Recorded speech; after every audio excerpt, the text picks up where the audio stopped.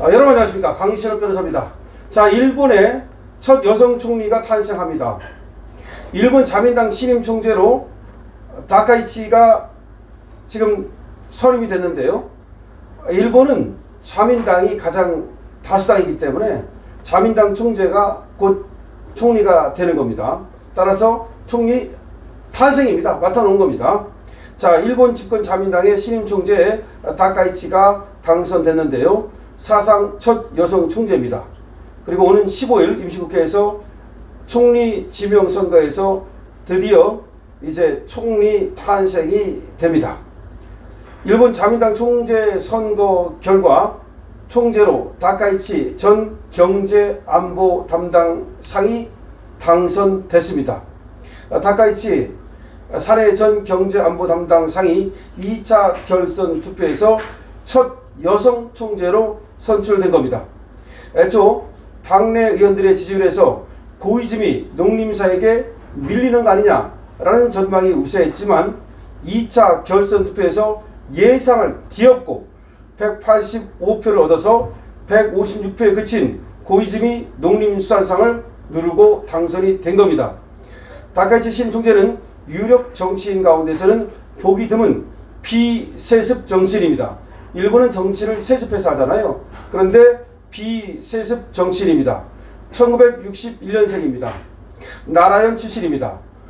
전 경제안보 담당상입니다. 후지TV 등 방송에서 캐스터로 활동한 적이 있습니다. 1990년대 초반 처음 중의원에 입성해서 모두 10번 중의원에 당선되는 저력을 보였습니다. 오는 15일 임시국회에서 총리 지명 선거에서 사실상 일본 역사상 첫 여성 총리가 됩니다. 다카이치 신임 자민당 총재는 강경 보수 성향입니다. 한일 관계에도 상당한 영향이 불가피할 것으로 보여지는데요. 강경 보수 성향이다. 자, 이게 이제 중요합니다.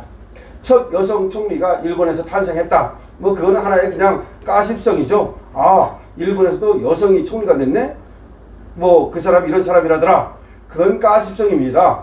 그런데 문제는 강경 보수 성향이라는 겁니다. 이건 한일 관계에 엄청난 영향을 미치게 될 겁니다. 우리 정부로서는 이번 선거 결과가 굉장히 한일 관계의 흐름에 엄청난 파장을 가져올 수 있기 때문에 촉각을 곤두세울 수밖에 없는 거죠. 이재명으로서는 만만했던 이시바 총리와 달리 그야말로 강경 보수 성향의 여성 총리, 젊은 총리가 당선이 됐기 때문에 신경이 안 쓰일 수가 없는 겁니다. 자, 이 다카이치 신임 총재는 과거사 그리고 영토 문제에 대해서 매우 강경한 자세를 유지해 왔습니다. 아주 강경한 자세를 유지하는 그런 사람이라는 겁니다. 그래서 특히 강요 시절에는 장관할 때는 매년 봄, 가을 제사에 야스쿠니 신사에 참배했다는 겁니다.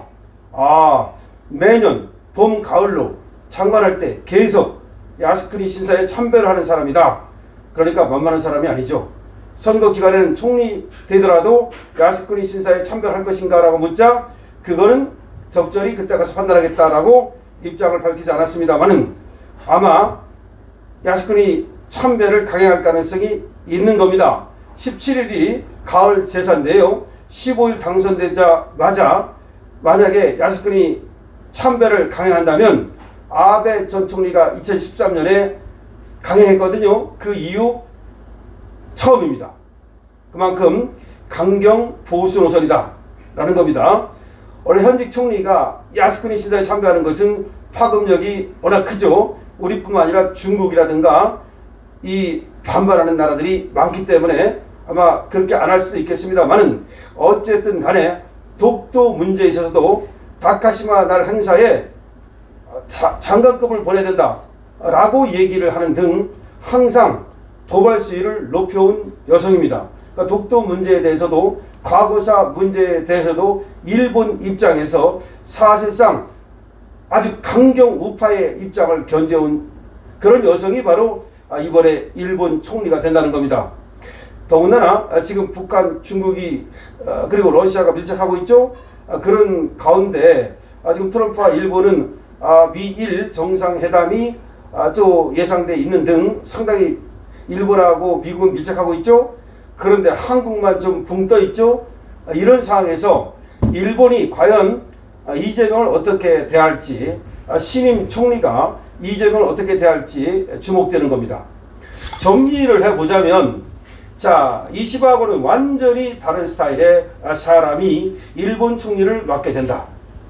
강경 보수 노선을 걷는 사람이기 때문에 트럼프하고도 잘 맞을 가능성이 있다. 물론 트럼프한테도 어쩌면 목소리를 낼 수도 있겠지만 오히려 트럼프하고 잘 맞을 수도 있는 거고, 자, 그런 상황인데 이재명하고는 잘 안 맞을 것이다. 이재명은 극좌 성향을 갖고 있죠. 그리고 지금 신임 총리는 극우 성향이라고 해도 과언이 아니죠. 그러면 이게 맞을 일이 없죠. 그러면 일본과의 관계가 매사 건건 트러블이 있을 수 있죠. 지금 이재명은 미국한테도 왕따 당하고 있죠. 미국과도 트러블이 계속해서 발생하고 있죠. 더군다나 APEC, 우리로서는 엄청나게 잔치상을 마련했는데 우리 잔치상에 안 온다는 거 아닙니까? 더군다나 완전히 사람 빡치게, 이재명 빡치게 마크 루비오 국무장관을 대신 보내고 자기는 하루만 딱 왔다가 트럼프가 시진핑만 딱 만나고 간다는 거 아닙니까? 이거 뭡니까? 완전히 고춧가루 확 뿌려버리는 거 아닙니까? 지금 이재명이 APEC에서 뭔가 국제 지도자다운 그런 모습을 보임으로써 조금 어쩌면 위상을 한번 정립해 볼까라고 생각했는데 트럼프가 고춧가루를 확 뿌려버렸습니다. 다시 말해서 그냥 우리나라 잠깐 와가지고 시진핑만 만나고 간다는 겁니다. 그리고 APEC는 사실 트럼프는 가버리고 나서 국무장관을 대신 보내다는 겁니다. 이야, 이거 국무장관이 대신 온다 하더라도 그렇다고 국무장관을 우리가 대충 띄엄띄엄 볼 수 있습니까? 미 국무장관을 띄엄띄엄 볼 수 있어요? 그렇게 안 되죠?